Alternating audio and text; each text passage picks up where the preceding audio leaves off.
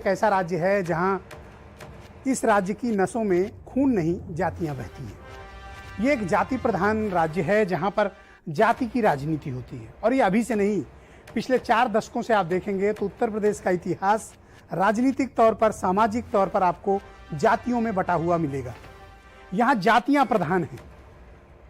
जैसा मैं पहले भी कहता आया हूं कि उत्तर प्रदेश एक कृषि प्रधान राज्य है, लेकिन उत्तर प्रदेश एक जाति प्रधान राज्य भी है।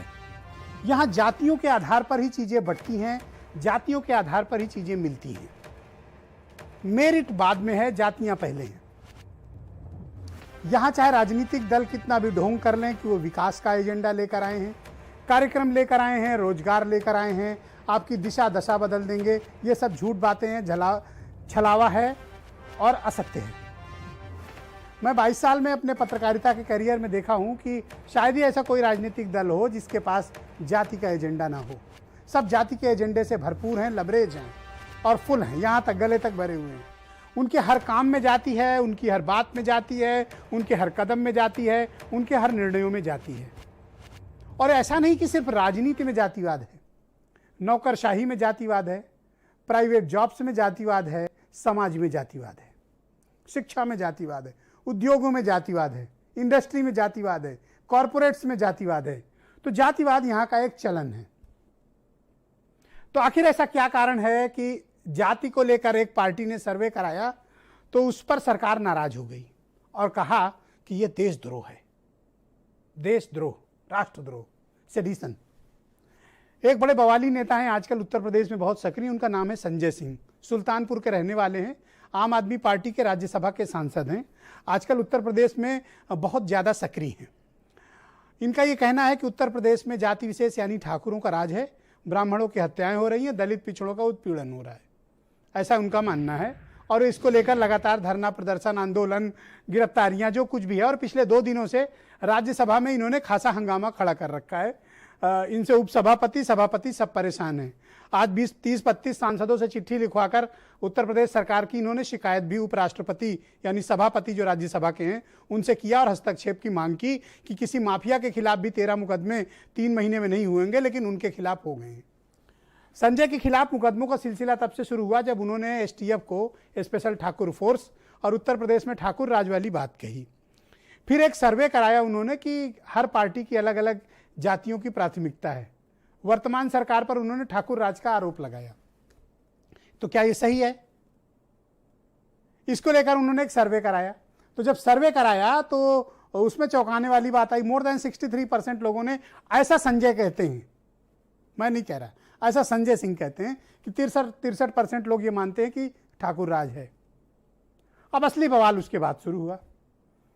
पहले तो ये पता नहीं चल रहा था कि ये सर्वे करा कौन रहा है, लेकिन जब मीडिया में हल्ला हुआ, पुलिस एक्टिव हुई, तो अगले दिन संजय सिंह ने स्वीकारा, यस, ये सर्वे मैंने करवाया है। पुलिस ने खटाक से एफआईआर दर्ज की और सर्वे एजेंसी के यहाँ छापा मारा। वो कोटा में थे, उनके 28 सर्वर जब्त कर लाई है पुलिस। संजय सिंह पर जांच के दौरान धारा बढ़ी और अब राष्ट्रद्रोह की धारा लगी है, 124A आईपीसी। तो संजय इसको लेकर काफी नाराज हैं कि भाई जातिवाद की बात करना या जाति को लेकर किसी जाति विशेष की सरकार अगर चल रही, इस पर उन्होंने कोई सर्वे कराया तो ये कोई राष्ट्रद्रोह नहीं है। जिस प्रदेश में हर बात पर जाति हो, चाहे संगठन हो, सरकार हो, विधायक हो, सांसद हो, सबका चुनाव और सबका चयन और सबकी पोजीशनिंग जाति देखकर तय होती हो, सरकारी या प्राइवेट नौकरी में आपको जाति भरवाई जाती हो, जाति पूछकर आपको प्रायोरिटी दी जाती हो, उस राज्य में जातिवाद पर सर्वे करना क्या वाकई में राष्ट्रद्रोह है? और अगर ये राष्ट्रद्रोह है तो क्या अकेले संजय सिंह इसके कसूरवार हैं? तब तो मुझे लगता है कि वार्ड से लेकर सर्वोच्च राजनीति करने वालों तो कोई इससे अछूते नहीं रहेंगे जिन्होंने जाति की राजनीति न की हो। सबने की है, भरपूर की है, खुलकर की है, और भरपूर जातिवाद से भरा हुआ ये प्रदेश है। ये बात मैं चुनौती के साथ कहता हूं। तो संजय सिंह ने अगर देशद्रोह किया हो तो संजय सिंह को फौरन अरेस्ट करके जेल में डालना चाहिए। लेकिन अगर सिर्फ संजय सिंह अपनी राजनीति कर रहे हैं, अपनी पार्टी के एजेंडे को लेकर आगे बढ़ रहे हैं, तो संजय सिंह पर किसी भी प्रकार का पुलिस या दमन या एफआईआर होना गलत है। आज हम इसी विषय पर बात करेंगे कि क्या संजय सिंह के साथ जाति हो रही है और क्या जातिवाद अब उत्तर प्रदेश से वाकई में खत्म हो गया है। ये वो प्रदेश है जहां पर जातीय सम्मेलन होते हैं, जैसे नाई सम्मेलन, कहार सम्मेलन, विश्वकर्मा सम्मेलन, जाट सम्मेलन, कुशवाहा सम्मेलन, तमाम तरह के सम्मेलन। और ये सम्मेलन अभी पार्लियामेंट इलेक्शन से पहले बीजेपी ने किए थे विश्वेश्वरैया हॉल लखनऊ में।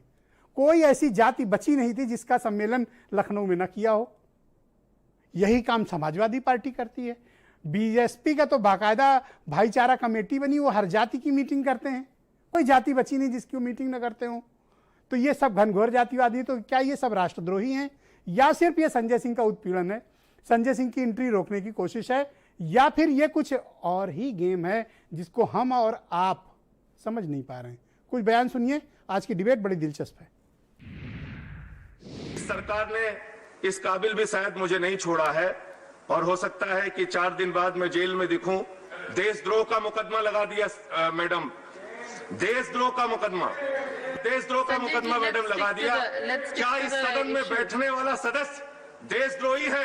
मैं इस सरकार से पूछना चाहता हूं, अगर मैडम हम देशद्रोही हैं तो मुझे उठा के जेल में डाल दिया जाए। इस देश के सर्वोच्च सदन में बैठ के एक देशद्रोही आपके सामने बोल रहा है मुझे जेल भिजवाइए। 20 तारीख को ही लखनऊ के अंदर थाने में जाकर अपनी गिरफ्तारी दूंगा। मुझे मालूम है कि मुझे 20 तारीख को गिरफ्तार करके जेल भेजा जाएगा। इस देशद्रोह की नोटिस में पहले आईटी एक्ट में मुकदमा लिखा गया, पहले अज्ञात में मुकदमा लिखा गया, लेकिन जब मैंने कोरोना घोटाले को उठा दिया संसद में तो कल ही शाम को मेरे पास नोटिस आ गई और उसमें देशद्रोह की धारा बढ़ा दी गई। आईटी एक्ट की धारा में देशद्रोह की धारा, और कोई सा धारा छूटी नहीं जो धारा न लगा दी गई। ओके, तो बहनों भाइयों, आज की इस बेहद दिलचस्प राजनीतिक डिबेट को आगे बढ़ाते हैं। ये बवाली नेता हैं संजय सिंह। सब कुछ आराम से चल रहा था उत्तर प्रदेश में, पर इस शख्स ने बड़ा सब गड़बड़ सड़बड़ कर दिया है। अमित पुरी भारतीय जनता पार्टी से हैं, पीयूष मिश्रा